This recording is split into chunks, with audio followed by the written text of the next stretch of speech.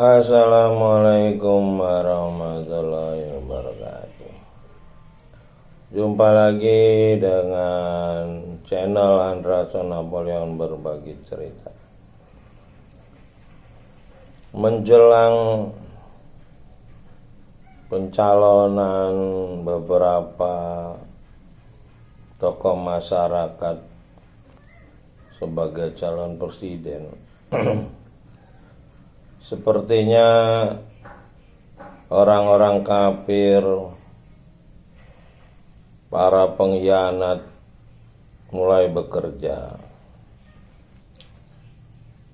Para pengkhianat ini membeberkan kejelekan-kejelekan dari orang-orang yang akan menjadi calon presiden, calon dewan, dan lain-lain.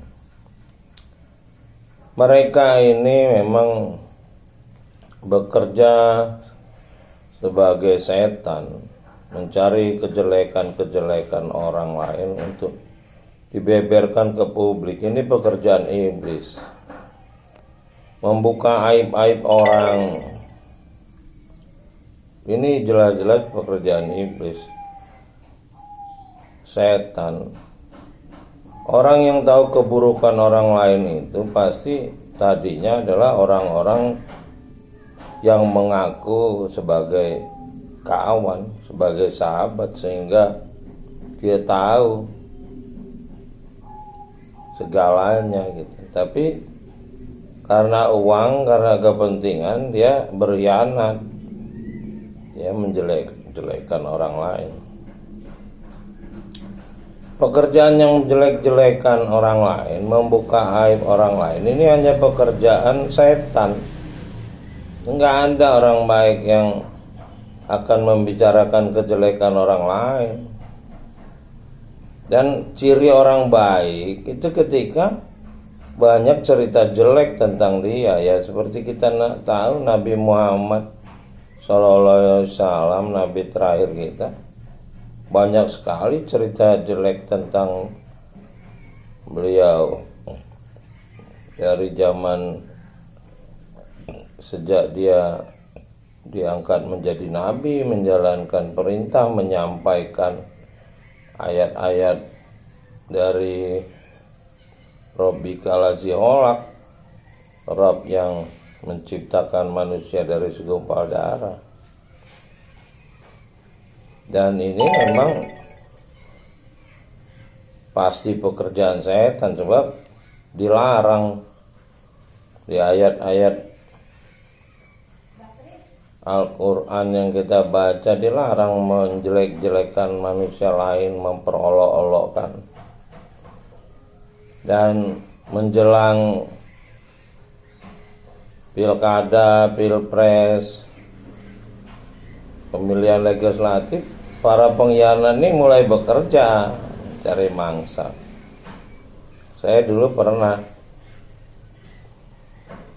mau dicalonin jadi wali kota. Berkumpul orang-orang yang mau mendukung di salah satu pesantren, panti asuhan lah, lembaga agama. Lalu mereka mau menceritakan keburukan dari orang-orang yang akan mencalonkan jadi wali kota gitu. Dan orang-orang itu adalah orang-orang yang dikenal luas oleh masyarakat. Saya tolak orang-orang itu. Saya bilang, saya ini ya dicalonin wali kota, kalau memang mau jadi wali kota ya saya ini mau ibadah. Ya kalau nggak ibadah nambah dosa ya nggak usah jadi wali kota, nggak usah dicalonin. Untuk apa pekerjaan nambah dosa kita cari? Kita nggak cari aja udah banyak dosa. Akhirnya bubar tim sukses itu, karena saya menolak praktek-praktek menjelek-jelekan calon lawan politik itu. Bagi saya itu dilarang oleh ayat-ayat yang saya imani di dalam kitab bacaan mulia Al-Quran dan terjemahan. Jadi saya tahu apa yang dilarang. Jadi nggak seperti para penceramah yang bicara takwa, dia bilang takwa itu menjalankan perintah, menjauhi larangan, tapi perintah dan larangannya ya nggak pernah dibaca, ya hanya bisa dibaca kalau kita baca dari pangkal Al-Fatihah dengan terjemahannya, lalu surat Al-Baqarah dengan terjemahannya, surat Ali Imran, terus sampai surat Yasin, surat Rahman, surat Al-Ikhlas, surat Anas dengan terjemahnya baru kita tahu. Itu pun kita baca aja dulu, belum tentu lengket di kepala kita, di hati kita. Itu masih butuh waktu. Kita beberapa kali Iqra tamat membaca Quran terjemahan itu, baru ada beberapa ayat yang kita ingat sebagai petunjuk gitu loh, sebagai hikmah. Oh, ini ayat ini. Jadi kita membentuk karakter Quran pada diri kita sendiri gitu, dengan Iqra, membaca Quran terjemahan. Nah, bagi mereka yang tidak pernah Iqra membaca Quran terjemahan, nggak bakal punya karakter Quran, karena ada satu mekanisme dalam Al-Quran itu sebagai buku, textbook gitu loh. Sebagai textbook, kita yang biasa belajar kuliah, kita tahu buku textbook, buku referensi. Nah, Quran udah menyatakan adalah kitab yang tidak ada keraguan, petunjuk orang-orang bertakwa. Ya harus dibaca, perintahnya Iqra. Ya kalau yang nggak pernah baca, walaupun dia beriman, ya dia nggak bakal punya karakter Quran, orang nggak pernah membaca Quran terjemahan. Dan di Quran dinyatakan banyak sekali pernyataan bahwa orang-orang beriman itu menjadi kafir. Kenapa? Dulunya mereka beriman tapi amalnya tidak sesuai dengan Al-Quran. Mereka menjadi manusia-manusia yang tamak, yang serakah, lebih tamak dari orang kafir dinyatakan. Bahkan sejarah membuktikan bahwa orang-orang yang hafal Quran tapi tidak ngerti isinya, padahal mereka orang Arab, mereka lah yang membunuh Sayyidina Ali. Yang bunuh Sayyidina Ali itu dinyatakan bacaan Qurannya bagus oleh Nabi terakhir Muhammad SAW. Dia berada di belakang Sayyidina Ali ketika sholat. Tapi apa yang di kepalanya bukan Quran, bukan isi Quran, bukan petunjuk. Boro-boro dia mau ikut imamnya Sayyidina Ali, imamnya dia bunuh saat sholat. Kita bilang ya ini orang Islam, hafal Quran, tapi tidak berkarakter Quran, tidak membaca terjemahannya dan tidak mendapat hikmah, tidak mendapat ilmu yang ada di dalam Quran. Dia tidak berubah menjadi dimensi cahaya. Jadi hari ini kita banyak melihat orang-orang yang bacaan Qurannya bagus tapi perilakunya sombong, bangga dengan bacaannya yang bagus. Akhlaknya, karakternya nggak ada Qurannya sama sekali, cenderung sombong. Ya itu satu realitas yang bisa kita lihat. Yang kita kenal orang-orang tokoh agama itu tidak bisa kita kasih masukan, kita ajak ngobrol tentang Quran terjemahan, mereka nggak tertarik karena mereka merasa sudah punya ilmu dari gurunya dan mereka merasa punya kelebihan. Ya mungkin sama dengan para sarjana yang ngerasa udah jadi sarjana tapi sombong, bukannya ilmunya itu seperti padi, makin berisi makin merunduk.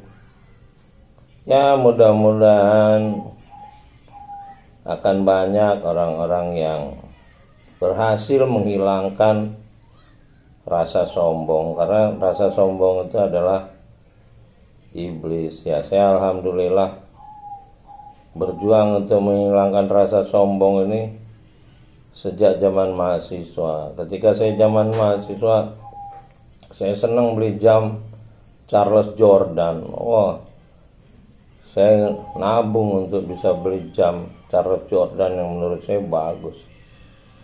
Akhirnya uang saya itu habis, saya harus ya makan ala kadarnya karena untuk beli jam yang saya senang. Setelah saya pakai jam Charles Jordan tuh, loh, hati saya selalu berkata, lu nggak lihat jam gua? Waduh, saya bilang ini sombong, ini dilarang menurut Quran terjemahan yang saya baca. Waduh, makanya saya takut. Ya, kita beli mobil bagus juga, suara dalam hati kita keluar rasa sombong itu. Wah, nah itu di pelajaran haji, 2 kali haji saya banyak mendapat pelajaran dari rasa sombong yang tidak terucap berada di dalam hati, dia bersuara sendiri. Itu ditegur selama kita haji. Terakhir pada tahun 2009 ketika saya badal haji, ibu saya Hajah Rosmini binti Batiar ketika naik Gunung Hira mau ke Gua Hira, timbul rasa sombong dalam hati padahal saya nggak mengucap. Karena saya di Indonesia pernah naik Gunung Pangrango, Gunung Slamet, Gunung Pesagi di Lampung. Baru 7 anak tangga saya dah nggak mampu melanjutkan perjalanan, lalu saya istighfar. Itu rasa sombong di dalam hati. Lalu berjuang lagi kita untuk menghilangkan rasa marah. Kita suka marah. Nggak gampang. Kemana saya belajar pengajian, ikut toreko segala macam, nggak hilang rasa marah, pemarah, suka marah. Alhamdulillah bisa hilang pada saat saya selesai bertugas menjaga